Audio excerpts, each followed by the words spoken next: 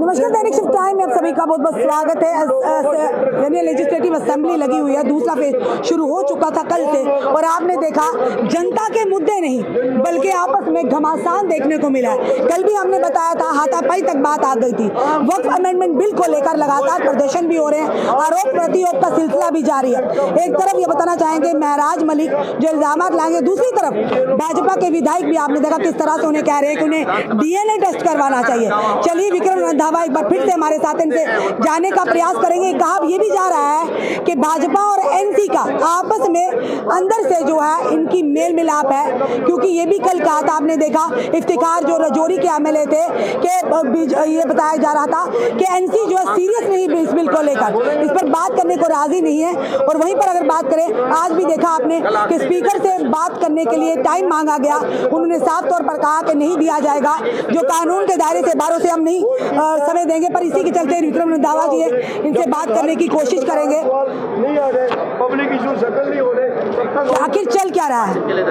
चलिए विक्रम रंधावा जी है, विक्रम रंधावा जी हमारे साथ इस समय जुड़ चुके हैं। विक्रम रंधावा जी, कल आपने कहा कि महराज मलिक का डीएनए टेस्ट होना चाहिए। आज महराज मलिक कहते हैं कि रातों को हमने बोला उनको, कहा आपने कैसे ये बात कही कि इनकी बीवियां विधायकों की मां, उन्होंने कहा नहीं मैंने मुहावरा बोला था। इनको मुहावरों का एहसास नहीं ना पता कि मुहावरा जब हिट करता है क्या होता है। हम सनातनी लोग हैं, हमें पता है माँ बहन बीवी और बेटी को कहाँ कैसे रखा जाता है, हम इज्जत देना जानते हैं। ये अब मैं क्या कहूँगा इसके बारे में, ये सिख है, मेंटली सिक है। अभी भी इसको मैंने समझाया, होशोबाज में बोला कर कि ये ऐसा ना हो कहीं लपेटे में आ जाए। जी, कल तो ऐसा गबाशी चीज थी वक्फ अमेंडमेंट बिल को लेकर। ये भी कहा जा रहा है कि ये जो आपस में भाजपा और एनसी की मिली जो, क्योंकि एनसी इसे लेकर सीरियस नहीं है, तभी स्पीकर साहब टाइम नहीं दे रहे, इन्हें हटाया जाए ताकि हमें बात करनी, इस पर कंसीडर किया जाए। बाकी जो सब जुडिस है ये बताएंगे, लोकसभा में राज्यसभा में राष्ट्रपति की तरफ से भी कानून बन चुका है। सबको पता है कानून इतनी जल्दी बदले नहीं जा सकते, ना ही से रोल बैक किया जा सकता है। उसके बावजूद भी लगातार दूसरे दिन आज हंगामा देखने को मिल रहा है। तो क्या इसीलिए देखिए, हंगामा करने का इनका मकसद सिर्फ टीआरपी हासिल करना है। इनको भी पता है उस पर अब कुछ नहीं हो सकता।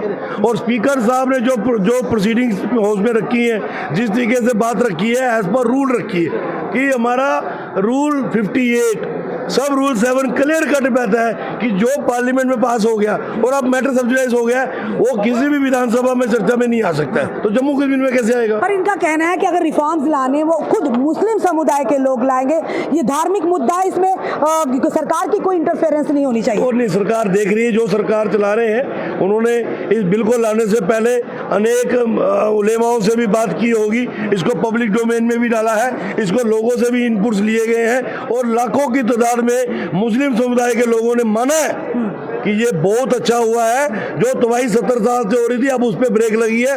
अब सिर्फ डर उसको है जिन्होंने वक्फ बोर्ड का दुरुपयोग किया। वक्फ बोर्ड की जमीनें जो कि बोर्ड की जमीन थी, किसी गरीब की मदद के लिए होनी चाहिए थी, उन पे कब्जे इन लोगों ने किए हैं। उन लोगों को डर है और ये उनके सरगना है। विक्रम जी, ये जो सदन है ये आम जनता की उम्मीदें हैं, ये कहेंगे यहाँ पर जनता के मुद्दों की बात होनी चाहिए। यहाँ पर तो एक किस्म का लोग ये कह रहे हैं अखाड़ा लग रहा है, यहाँ पर रोज आते हैं, दूसरा दिन से हंगामा देखने को मिलता है। तो जनता के मुद्दे कहाँ गए? देखिए, हम उसी बात को लेकर लड़ रहे हैं। हमने कल भी कहा कि पहले 1 घंटे का क्वेश्चन आवर है, पब्लिक इश्यूज है, इन्होंने नहीं चलाने दिया। आज स्पीकर साहब ने तो क्वेश्चन आवर शुरू भी कर दिया था, राजीव सिसोदिया जी का नाम भी उन्होंने बोल दिया था, उसके बावजूद ये बदतमीजियों पे आ गए। अब क्या कर सकते हैं, दूध की रखवाली में बिल्लियां बैठी है। जब आपने कहा कि धर्म गुरुओं को लेकर जो उलमा है उन्हें लेकर कॉन्फिडेंस में इस बिल को अमेंडमेंट की गई है, फिर ये हंगामा क्यों, हंगामा बर्पा क्यों? हंगामा बरपना नहीं चाहिए। ये सिर्फ टीआरपी हासिल करने के लिए और कश्मीर में अपने लोगों को बताने के लिए कि देखो हमने शोर किया, बस, और कुछ नहीं। तो जो प्रदर्शन कर रहे हैं वो इसके खिलाफ सब ड्रामा है, टोटल ड्रामा है, 1-1 इंच का ड्रामा है इनका। तो फिर अब क्या से कैसे होगा?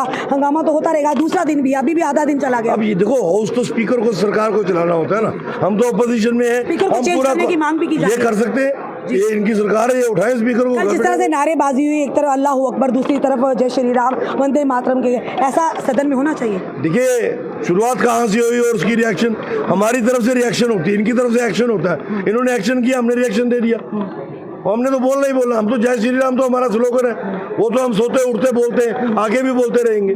ये अगर चाहते हैं कि सदन में ये बातें नहीं है, हालांकि जय श्री राम तो खाली हिंदुओं का स्लोगन नहीं है, वो सनातन का स्लोगन है, तो इनको मान लेना चाहिए कि ये सबके ऊपर लागू होता है। चलिए, यानी कि मुद्दा सिर्फ पर परेशानी सिर्फ एनसी को है, यही कहना चाहते सिर्फ एनसी को। चलिए, इस समय आपने देखा कि जो कि विक्रम रंधावा भारतीय जनता पार्टी के विधायक, उन्होंने कहा कि परेशानी इस बिल से उन लोगों को है जिन्होंने वक्फ बोर्ड की ज़मीनों पर कब्जा किया है, उन्होंने अपने बड़े बड़े दफ्तर बनाए हुए हैं। बाकी आम जनता, अगर मुस्लिम समुदाय की बात करें, बड़े बड़े उल्मा को कॉन्फिडेंस में लेकर इस बिल में संशोधन किया गया, अमेंडमेंट की गई है। फिलहाल सदन जो है आम जनता की परेशानियों, मुद्दों को यहाँ पर बहस करने का है, अपने सुझावों को का आदान प्रदान करने का है। जनता किन की परेशानियों से जूझ रही है, उम्मीदें हैं तो सदन में कैसी चीज़ें होना सही है, जनता अपनी राय जरूर रखे। इस वीडियो को शेयर करें, जुड़े रहिए हमारे साथ अगले अपडेट के लिए। जय हिंद, जय भारत।